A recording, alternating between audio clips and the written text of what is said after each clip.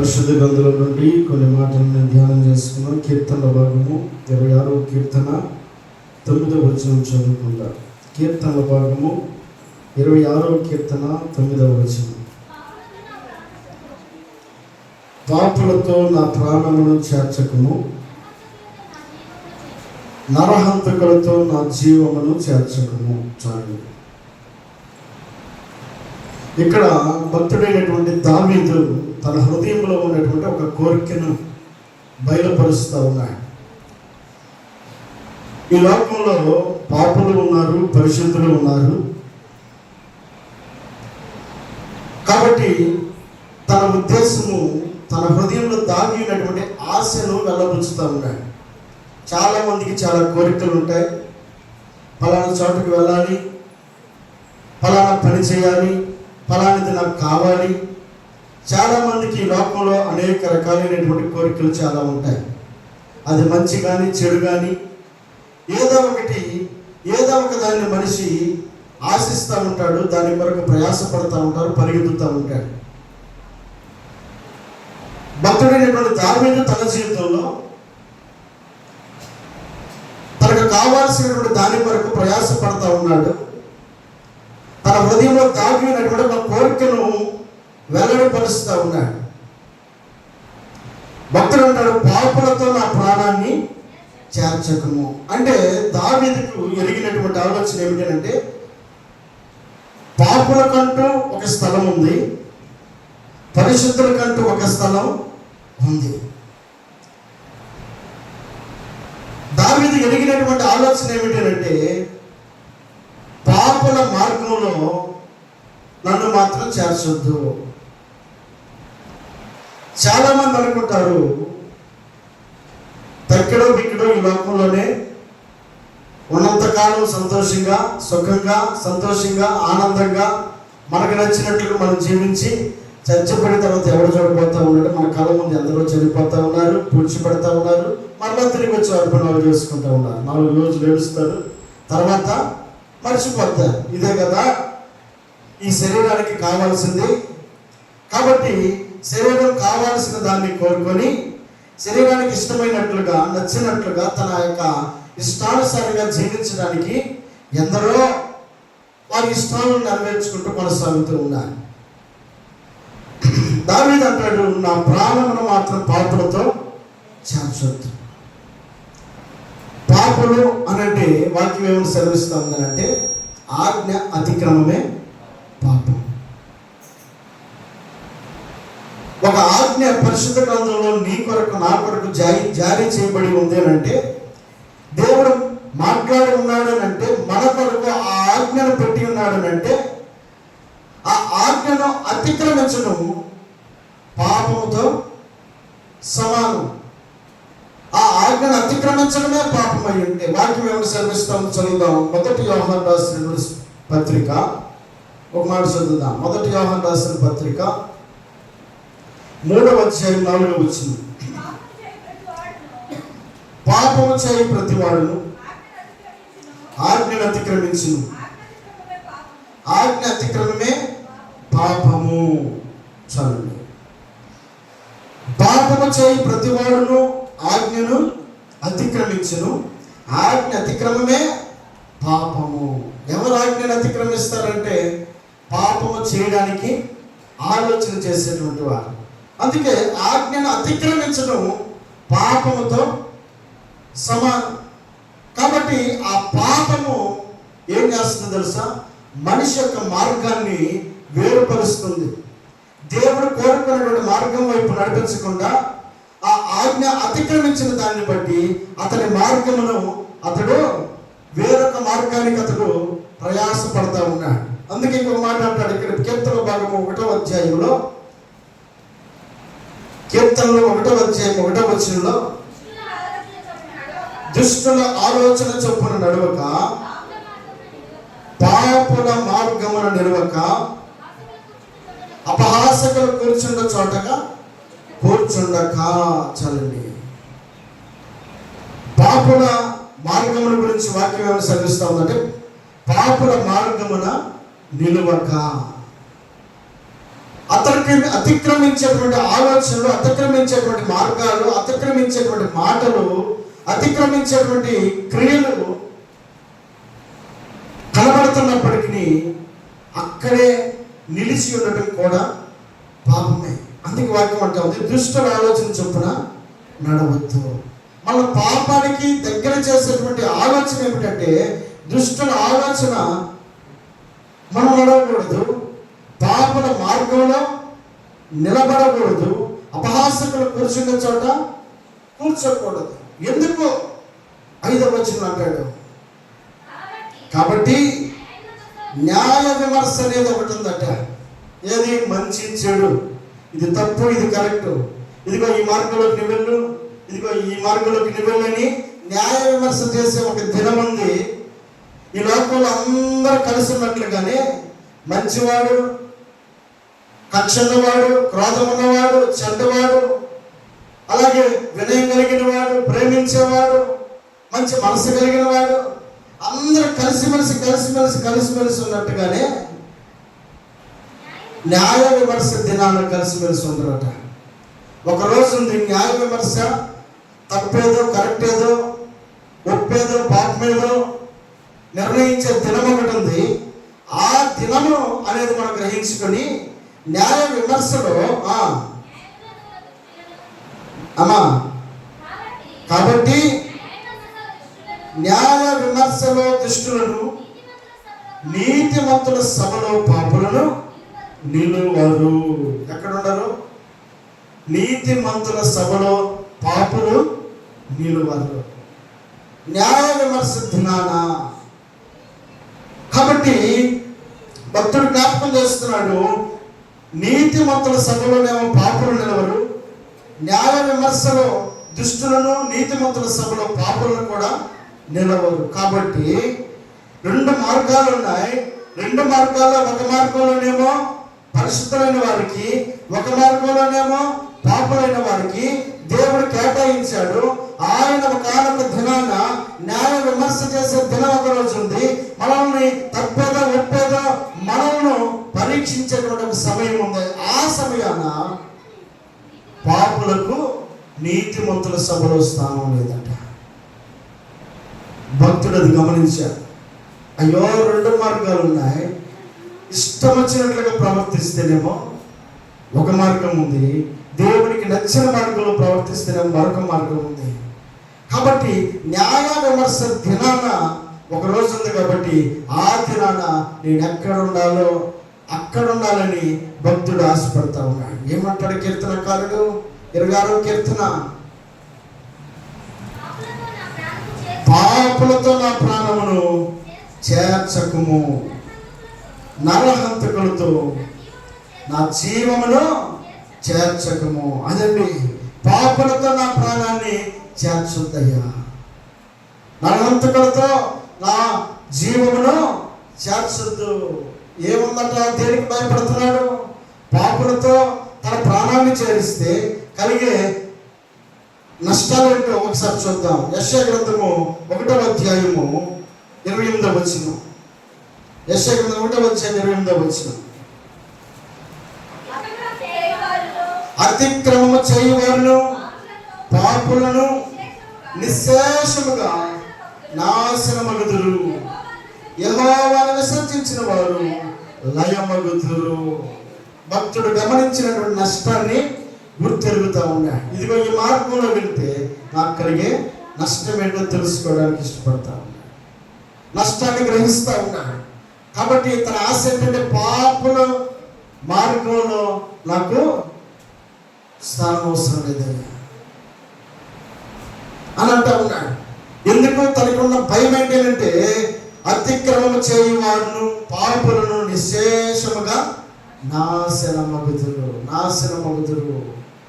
ఇది గుర్తెరిగాడు. రెండవది ఇంకోటి చూద్దాం. మత్తయి రాసిన 25వ అధ్యాయము, మత్తయి రాసిన 25వ అధ్యాయం 26వ వచనం చూద్దాం. మత్తయి రాసిన 25వ అధ్యాయము 26వ వచనం. అందుకతని యజమానుడు వారిని చూచి, సోమరమైన చెడ్డదాసుడా, నేను విత్తని చోట కోయివాడును, చల్లని చోట పంట కూర్చుకుని వాడునని నీ వెలుగుతువా. 30వ వచనం.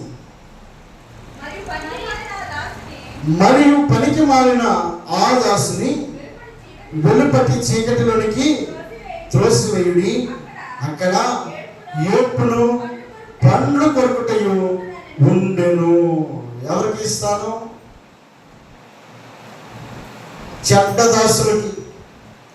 సరైనటువంటి త్రోవలో, సరైనటువంటి ఆలోచనలో, దేవుని గురించి అవగాహన లేనటువంటి వ్యక్తి. ఇతనికి ఉన్న ఆలోచన ఏమిటంటే, దేవుడు అంట ఏం చేస్తాడు? యజమానుడు అతను చూసి సోమరు వేయించాడు, నేను విత్తని చోట కోయివాడును. అతను అనుకున్నాడు, విత్తని చోట పంట కోసేవాడని నాకు తెలుసు. ఎందుకు ఈ మాట అన్నాడు అంటే, దేవుడు ముగ్గురిని పిలిచాడు.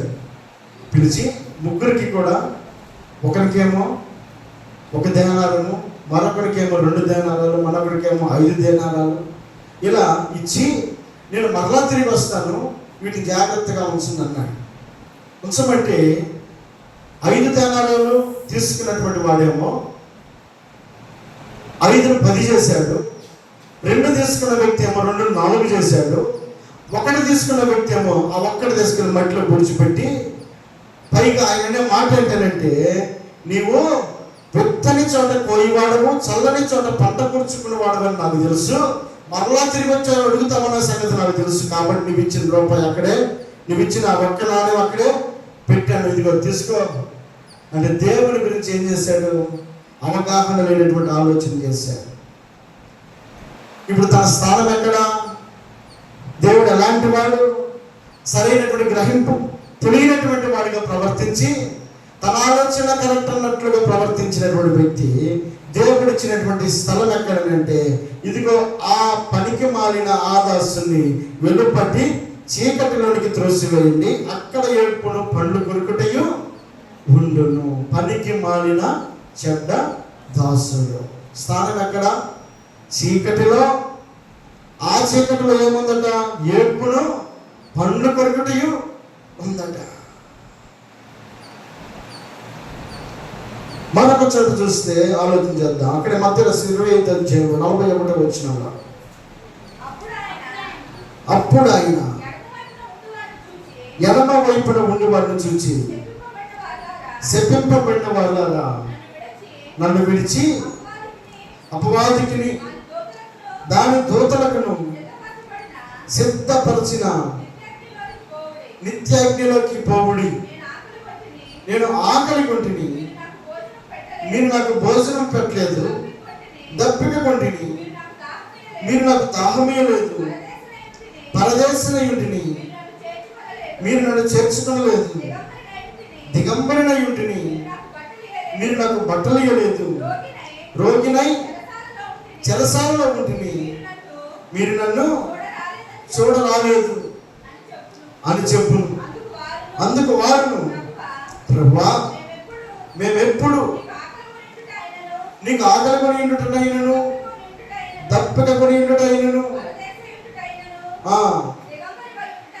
దిగంబరిగా ఉండుటైనను, రోగిగా ఉండుటైనను, చెరసాలలో ఉండుటైనను చూచి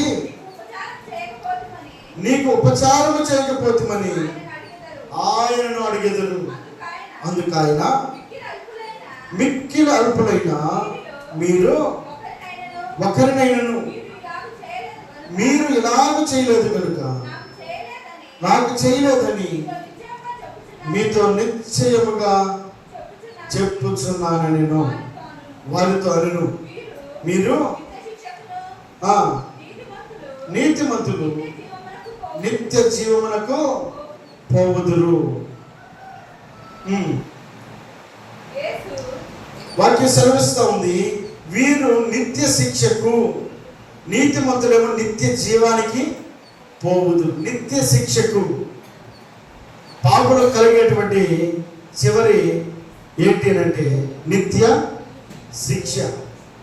రెండవది ఇక్కడ ఏమంటాడు? 41వ వచనంలో, అప్పుడు ఆయన ఎడమ వైపున ఉండి వారిని చూచి, శపింపబడిన వాళ్ళారా, నన్ను విడిచి అపవాదికిని వాని దూతలకును సిద్ధపరచబడిన నిత్యాగ్నిలోనికి పోవుడి. వారి కొరకు ఏమేమి సిద్ధపరచబడి ఉన్నాయట? నిత్యాగ్ని ఉంది. రెండోది నిత్య శిక్ష కూడా వారి కొరకు దాచబడి ఉంది. గమనించాడు. ఎలాంటి నష్టాలు రాబోయే దినాల్లో పొందుకోబోతున్నాను ఎరిగినటువంటి దావీదు అంటాడు, దేవా నన్ను పాపుల మార్గంలో మాత్రం నన్ను చేర్చండి. నాకు నిత్య జీవమే నాకు కావాలి. నిత్య శిక్ష నాకు వద్దు. నిత్య ఆజ్ఞ నాకు వద్దు. పాపులకు కలిగినటువంటి నిత్య అగ్ని పరిశుద్ధ గ్రంథంలో ఆది కాండంలో సొదొమ గొమొర్రా అనబడేటువంటి ప్రజలకు దేవుడు కలుగు చేసినటువంటి పరిస్థితిని మనం చూస్తాం. చదువుదాం అక్కడ ఒక మాట. ఆది కాండము 13 ఆది కాండము 13 సొదొమ కొరకు దుష్టులను యెహోవా దృష్టికి బహు పాపులనై ఉండిరి. చాలండి. సొదొమ మనుషులు దుష్టులను యెహోవా దృష్టికి బహు పాపులనై ఉండిరి. వాళ్ళు ఎలా ఉన్నారు? దేవుని దృష్టికి దుష్టులుగా కనబడతా ఉన్నారు, పాపులుగా కనబడతా ఉన్నారంట. సొదొమ గొమొర్రా ప్రజల యొక్క క్రియలు దేవుని దృష్టికి చెడ్డమైనందున, దేవుని దృష్టికి వారి ఆజ్ఞను అతిక్రమించినందున, వారి ఇష్టాన్ని కోరుకున్నందున, దేవుని ఇష్టాన్ని పక్కన పెట్టిన కారణాన్ని బట్టి దేవుని దృష్టిలో వారు ఎలా ఉన్నారంటే వారు దుష్టులుగా కనబడతా ఉన్నారు. రెండోది పాపులుగా వారు కనబడతా ఉన్నారు. అలాంటి వారిని 18వ అధ్యాయము 20వ వచనంలో చూస్తే 18వ అధ్యాయం 20వ వచనం, మరియు యెహోవా సొదొమ గొమొర్రాలను గూర్చిన మొర గొప్పది కనుక వాటి పాపము బహుభారమై పోయింది. బహుభారమైపోయిందట వారి పాపాలు. మరి చివరికి వారు పొందినటువంటి నష్టం ఏంటో తెలుసా? అగ్నిగంధ కాల్చి ఆ దేశం అంతా కూడా కాల్చివేయబడింది.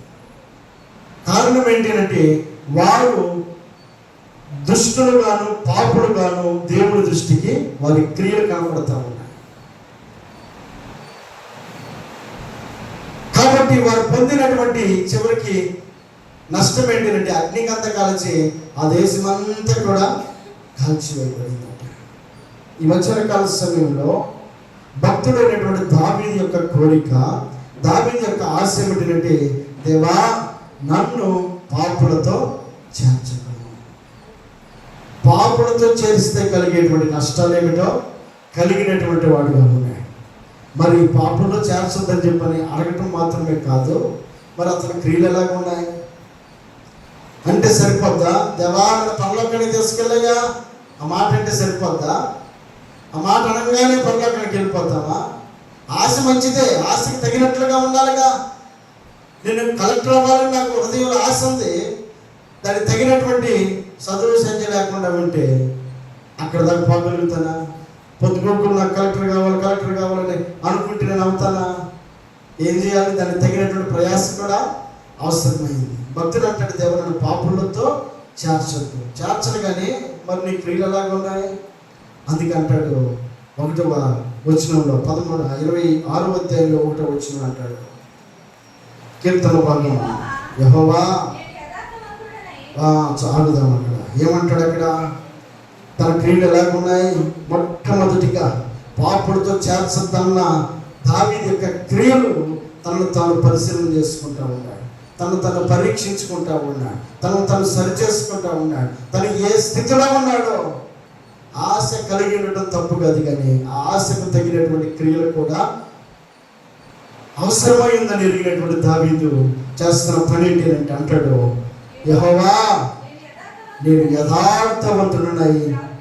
అది మొట్టమొదటి దావీదులో ఉన్నటువంటి గుణం ఏంటి అంటే, నేను యథార్థతను కలిగి ఉన్నాను.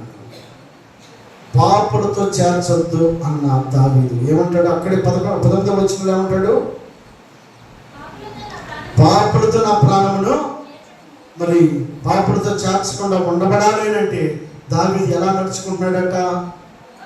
యెహోవా నేను యథార్థవంతుడనై ప్రవర్తిస్తా ఉన్నాను. మొట్టమొదటిగా దావీదు తన యథార్థత కలిగినటువంటి మార్గాన్ని అనుసరిస్తూ ఉన్నాడు. దేవుని స్తోత్రం చెల్లిద్దాం. హల్లెలూయా. నిత్య జీవానికి వెళ్ళాలనుకునేటువంటి ఆలోచన కలిగినటువంటి వ్యక్తులు గమనించాల్సినటువంటి మాట ఏమిటంటే, మనము యథార్థతను కలిగినటువంటి వారమై ఉండాలి. లోపల ఒకటి బయట ఒకటి కాదు. యథార్థతను దేవుడు చూస్తూ ఉన్నాడు. యోబు ఎలాగున్నాడట? నీతిమంతుడును యథార్థవంతుడై ఉన్నాడు. తన జీవితంలో తన యథార్థతను విడిచిపెట్టలేదట. తన భార్య అడుగుతా ఉంది, ఇంకా నీ యథార్థతను వదలక యుద్ధవా? ఒక్కసారి ఆ దేవుడిని దూషించి మరణము కమ్మని యోబుతో అంటే, యోబు అంటాడు, మనము మేలును అనుభవించిన మనము కీడును అనుభవించడానికి స్థగమా? కాబట్టి అక్కడ కూడా తన నోటి మాటతోటి తన యథార్థతను మాత్రం అతడు విడిచిపెట్టలేదు. దేవుని స్తోత్రం చెల్లిద్దాం. హల్లెలూయా. రెండవది దావీదులో ఉన్న రెండవ గుణం ఏంటి అంటే, అక్కడ ఆలోచనలోనే ఏమీ సందేహపడకుండా యెహోవా యందు నేను అదండి. భక్తులకు ఉండాల్సింది ఏమిటంటే విశ్వాసం ఉండాలి. అవిశ్వాసం కాదు, అపనమ్మిక కాదు, నమ్మిక కలిగినటువంటి వారమై ఉండాలి. మనం దేని వరకు ఈ మందిరాలలో సమకూర్చబడి ఉన్నాము, మనకు పెట్టబడినటువంటి పేరు ఏంటి అని అంటే విశ్వాసులను పేరు పెట్టారు. మన విశ్వాసులకు తండ్రి అబ్రహాము యొక్క పిల్లలమైనటువంటి మనం ఏమి లేని తనాల్లోని దేవుడు, అబ్రహమా నేను చూపించే దేశానికి వెళ్ళు అనగానే అబ్రహాము ప్రయాణమై వెళ్ళాడు. నిండు వృత్తాంతంలో నీకు బిడ్డలను దేవుడు నేను అనుగ్రహించబోతాను అంటే అబ్రహాము నమ్మిన వాడిగా ఉన్నాడు. అంటే సమస్తమును ఎవరిని ఆధారం చేసుకున్నాడు? అబ్రహాము దేవుని ఆధారం చేసుకున్నాడు. భక్తుడు దావీదు అంటాడు, భక్తి జీవితంలో ఉండాల్సినటువంటి గుణం ఒకటి యథార్థత అయితే, రెండవది విశ్వాసం అనేది ప్రాముఖ్యం, నమ్మిక అనేది ప్రాముఖ్యం.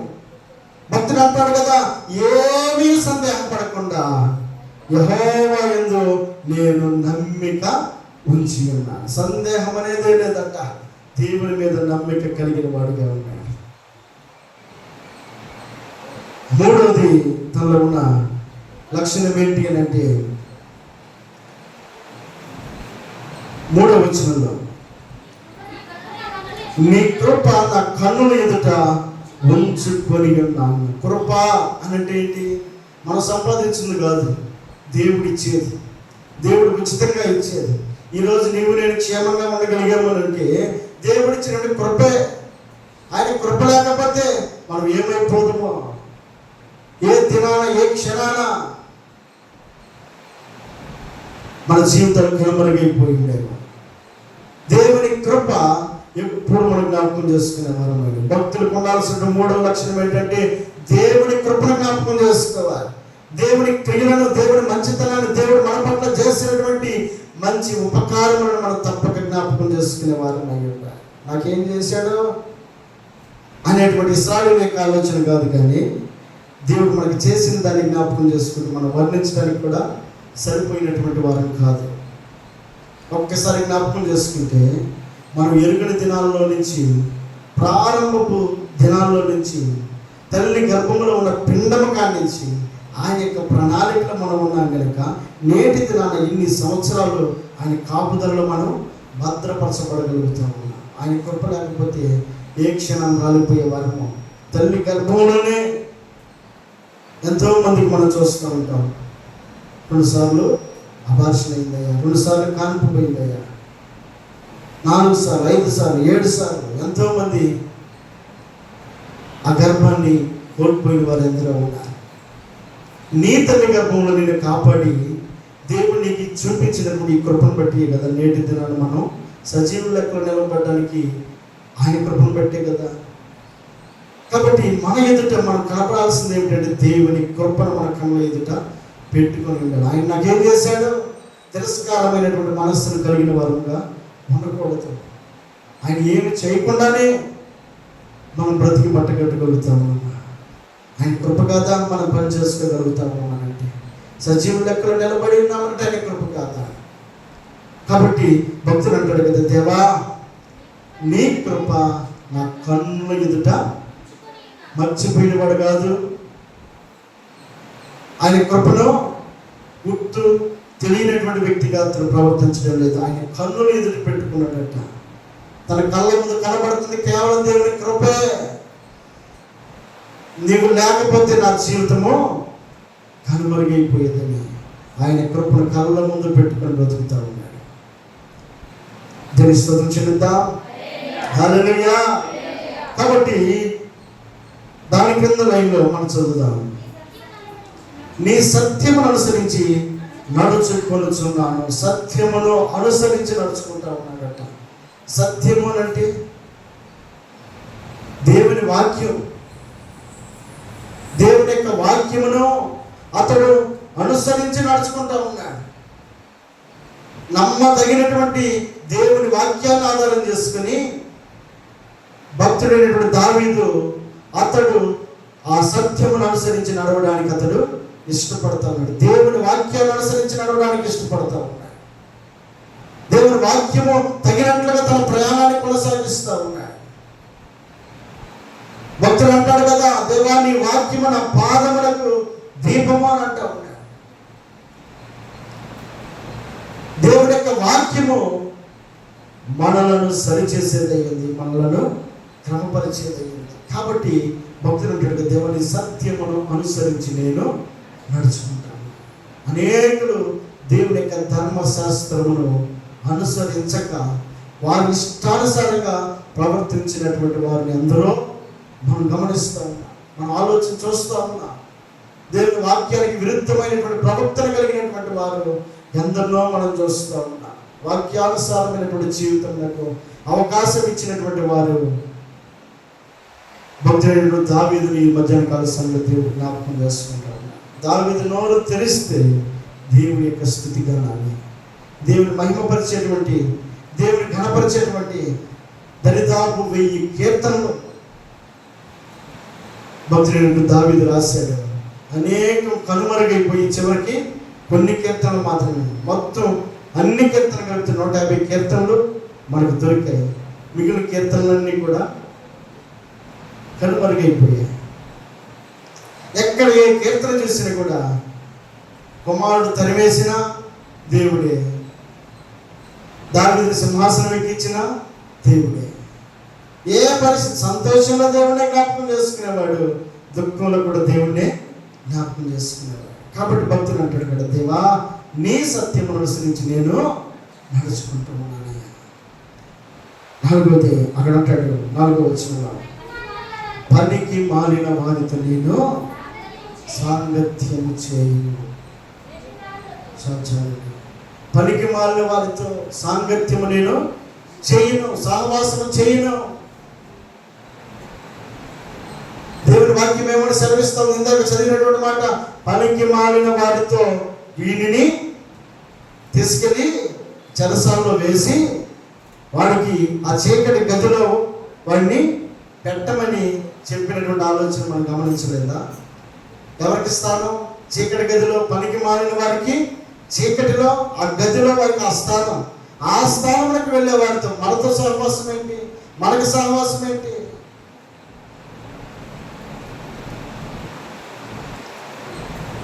ఎరిగినటువంటి దావీదు అంటాడు, దేవా నేను పనికి మాలిన వారితో నేను సాంగత్యము చేయనయ్యా. తర్వాత అంటాడు, వేషధారులతో పొందు చేయను. వేషధారులు పైకొకటి లోపొకటి, కపట మనస్సు కలిగినటువంటి వారు, కుయుక్తి ఆలోచన కలిగిన వారు, ద్వంద్వ స్వభావాలు కలిగిన వారు, 2 ఆలోచన కలిగిన వారు, ఇక్కడ ఒక మాట అక్కడ ఒక మాట చెప్పేటువంటి వారితోటి నేను కలిసి వారితో నడవడానికి ఇష్టపడినాను.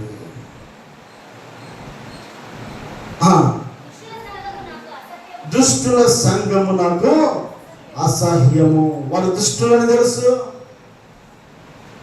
వారు కీడు తలపెట్టేవారని తెలుసు, వారి నష్టాన్ని చూసి నష్టాన్ని మనకు కలుగజేసేవారని తెలుసు. వారి వల్ల మనకు అపారమైన విషయం తెలిసి కూడా ఎరగక మనం వారితో చేసే సహవాసం మనలను నిత్య రాజ్యం నుండి దూరం చేస్తుంది.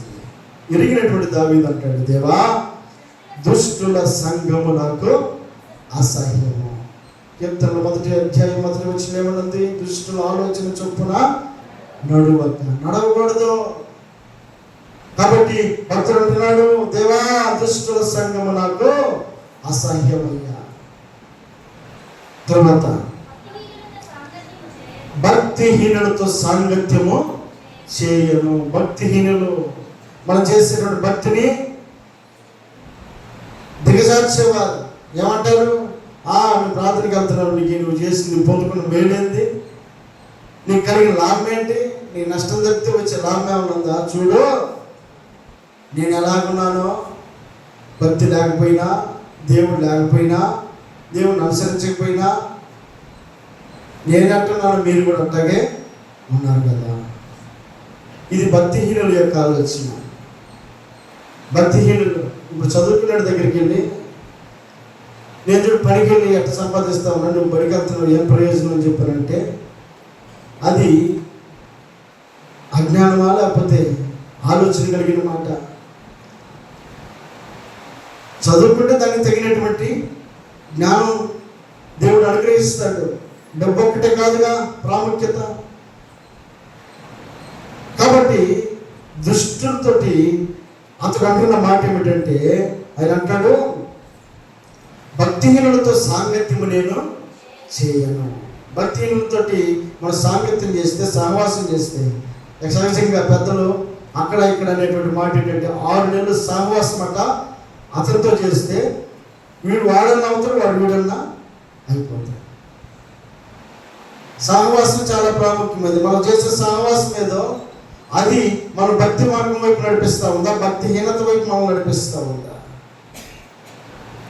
తండ్రి సరైనటువంటి మార్గంలోనే ఉన్నాడు, కానీ కుమారుని యొక్క సహవాసము తండ్రి నుంచి దూరం చేసిందట. చిన్న కుమారుని యొక్క సహవాసం తన స్నేహితుడిని వెంట పెట్టుకుని ఏదో సాధించాలి, సంపాదించాలి తండ్రిని కూడా వ్యతిరేకించి కావాల్సిన దాని అంతా కూడా కూడబెట్టుకుని తీసుకెళ్ళాడు, దూరదేశం వెళ్ళాడు. నష్టపరుచుకొని వచ్చేటప్పుడు తెలిసింది, అయ్యో ఇదంతా కూడా నాకు నష్టమే కదా. సాంగత్యము అది సరైనదైతే దేవుని మార్గంలో నడవగలుగుతాం. అది సరైనది కానప్పుడు దుష్టుల మార్గంలో మనం నడవలసిన వారం అవుతాం. కనుక భక్తులు అంటాడు, దేవా భక్తిహీనులతో నేను సాంగత్యము చేయనయ్యా. ఎంతవరకు? అంతవరకే. 6వ వచనం అంటాడు, నిర్దోషినని నా చేతులను కడుగుకొందును, యెహోవా నీ బలిపీఠము చుట్టూ ప్రదక్షిణ చేయుదును. నిర్దోషినని నాలో ఉన్న పాపాలు, దోషాలు, శాపాలు అన్నిటినీ కూడా నా చేతులతో నేను కడిగేసుకుంటాను. కడిగేసుకోవడం అంటే ఉప్పేసుకోవడం. నా పొరపాటు, నా తప్పు, ఇదిగో ఈ మాట అనకూడదు, ఈ ఆలోచన చేయకూడదు, ఈ మార్గం సరైనది కాదయ్యా, నేను అనుకోకుండా చేసిన ఈ పొరపాటు అయితే క్షమించయ్యా. ఎప్పటికప్పుడు అతడు తన చేతులను అతడు కడిగేసుకుంటా ఉన్నాడంటే, తన తప్పిదాలను అతడు సరిదిద్దుకుంటా ఉన్నాడు, తనను తాను క్రమపరుచుకుంటా ఉన్నాడు. అంత మాత్రమే కాకుండా నీ బలిపీఠము చుట్టూ ప్రదక్షిణ చేయదు. దేవుని మందిరానికి వచ్చేటువంటి గుణం కలిగినటువంటి వాడిగా ఉన్నాడు. వచ్చినటువంటి వ్యక్తి ఏం చేస్తున్నాడు? అక్కడ కృతజ్ఞతాస్తుతులు చెల్లింతును, నీ ఆశ్చర్య కార్యములను వివరించును. భక్తులకు ఉండాల్సినటువంటి మరొక గుణ లక్షణం ఏంటంటే కృతజ్ఞతాస్తుతులు చెల్లించేటువంటి గుణం ఉండాలి. ఆయన ఆశ్చర్య కార్యములను వివరించేటువంటి వ్యక్తులమై ఉండాలి. ఆయన ఆశ్చర్య కార్యాలను అనేకులు వివరించలేరు, చెప్పలేరు. అయ్యా నా దేవుడు నా జీవితంలో మేలు చేశాడు, ఉపకారం చేశాడు, ఆయన కాపుదలను ఇచ్చాడు, ఆయన క్షేమాన్ని ఇచ్చాడు, ఈ విషయాన్ని పక్కన పెట్టేస్తారు. ఇంకా ఏదో చేయలేదు అనేటువంటి ఆలోచన భక్తిహీనులకు ఉండేటువంటి ఆలోచన. కానీ భక్తి పనులు చేసే పని ఏంటో తెలుసా? అక్కడ కృతజ్ఞతాస్తుతులు చెల్లిస్తారు, ఆయన ఆశ్చర్య కార్యములను గురించి వివరిస్తారట. దేవుని గురించి గొప్ప చేస్తారు, దేవుని నామాన్ని మహిమపరుస్తారు. కాబట్టి అతను అంటాడు, యెహోవా నీ నివాస మందిరమును, నీ తేజో మహిమ నిలుచు స్థలమును నేను ప్రేమించుచున్నాను. ఇది దావీదుకు ఉన్నటువంటి చక్కటి ఆలోచన. నీ తేజో మహిమ నిలుచు స్థలమును నేను ప్రేమిస్తున్నాను అంటే ఏం చేస్తాను తెలుసా? యెరూషలేమా నిన్ను ప్రేమించేవారు భక్తులు. అంటే భక్తుడైనటువంటి దావీదు దేవుని మందిరాన్ని ప్రేమిస్తున్నాడు. ఆయన అంటాడు కదా, నీ తేజో మహిమ నిలుచు స్థలమును నేను ప్రేమిస్తున్నాను. ఆయన సన్నిధి నిలిచి ఉండే స్థలాన్ని భక్తుడైన దావీదు ప్రేమిస్తా ఉన్నాడంట. కాబట్టి ఇన్ని లక్షణాలను ఒక్కొక్కడిగా పరిశీలన చేసుకొని, క్రమపరుచుకొని, సరి చేసుకొని తన జీవితంలో దేవునికి ఇష్టమైనటువంటి వ్యక్తిగా అతను కనబడటం కోసం, అంత మాత్రమే కాకుండా దేవుడు నివసించే స్థలంలో, నిత్య రాజ్యములో అతడు నివసించాలనే ఆలోచన కలిగి ఉన్నాడు కనుక ఇప్పుడు అంటాడు, పాపులతో నా ప్రాణాన్ని నీవు చేర్చలేదు. ఇంత ప్రయాస కలిగినటువంటి భక్తి దేని గురించి అంటే, పాపులతో తన ప్రాణాన్ని విడిచిపెట్టి ఆ మార్గంలో ఉండటానికి అతడు ఇష్టపడటం లేదు. దేవునితో నివసించాలి కనుక యథార్థంగా జీవిస్తూ ఉన్నాడు. దేవునితో నివసించాలి కనుక సందేహపడకుండా యెహోవా యందు నమ్మిక కలిగి ఉన్నాడట. దేవునితో నివసించాలి కనుక భక్తుడు అంటాడు, నీ కృపను నా కళ్ళ ఎదుట ఉంచుకుని ఉన్నాను. దేవుడు నీతో నివసించాలి కనుక సత్యాన్ని అనుసరిస్తా ఉన్నాను. తనకి మనతో సాంగత్యం చేయడం లేదు, వేషధాలతో పొందు చేయడం లేదు, దుష్టులను అసహించుకుంటా ఉన్నాను, భక్తిహీనతో సాంగత్యం చేయడం లేదు, నిర్దోషణ నా చేతులు కడుక్కుంటా ఉన్నాను, బలిపీఠము చుట్టూ ప్రదక్షిణ చేస్తూ ఉన్నాను, కృతజ్ఞతాస్తుతులు చెల్లిస్తూ ఉన్నాను, ఆశ్చర్యకార్యాలను వివరిస్తూ ఉన్నాను, నీ తేజో మహిమ నిలుచు స్థలాన్ని నేను ప్రేమిస్తూ ఉన్నాను. ఇంత గొప్ప భక్తి తన జీవితంలో వ్యక్తపరచడానికి కారణం, పాపులతో అతడు నివసించడానికి ఇష్టపడడం లేదు. అతనికి ఉన్న గమ్యం ఏంటంటే, అతనికి ఉన్నటువంటి గురి ఏమిటంటే, అతనికి ఉన్నటువంటి ఆలోచన ఏమిటంటే, అతడు దేవునితో కలిసి నివసించాలనే ఆలోచన కలిగిన వాడిగా ఉన్నాయి. ఈ మధ్యాహ్న కాల సమయంలో నీవు, నేను, మన ఆలోచన లాగుంది. మనం ఎవరితో నివసించడానికి ఇష్టపడతా ఉన్నాం? మన కోరిక ఏంటి? మన ఆశ ఏంటి? మన గమ్యం ఏంటి? మన ప్రయాస ఏంటి? భక్తి జీవితంలో మనం చేస్తున్నటువంటి ఆలోచన అది దేవునికి ఇష్టమైనదిగా ఉంటూ మనలో నిత్యరాజ్యానికి చేర్చేదిగా ఉందా? ఒకవేళ అట్టి మార్గం మనలో కనుక లేకపోతే ఈ మధ్యాహ్న కాల సమయంలో భక్తులకు ఉన్న ఆశలను నీవు కూడా అనుసరించగలిగితే దేవుడు ఆయన కోరుకున్నటువంటి స్థలానికి ఆయన చేర్చడానికి ఇష్టపడుతూ ఉన్నాడు. ఈ మాటలు దేవుడు దీవించి ఆశీర్వదించిన గాక. అందరూ లేచి నిలబడదాం.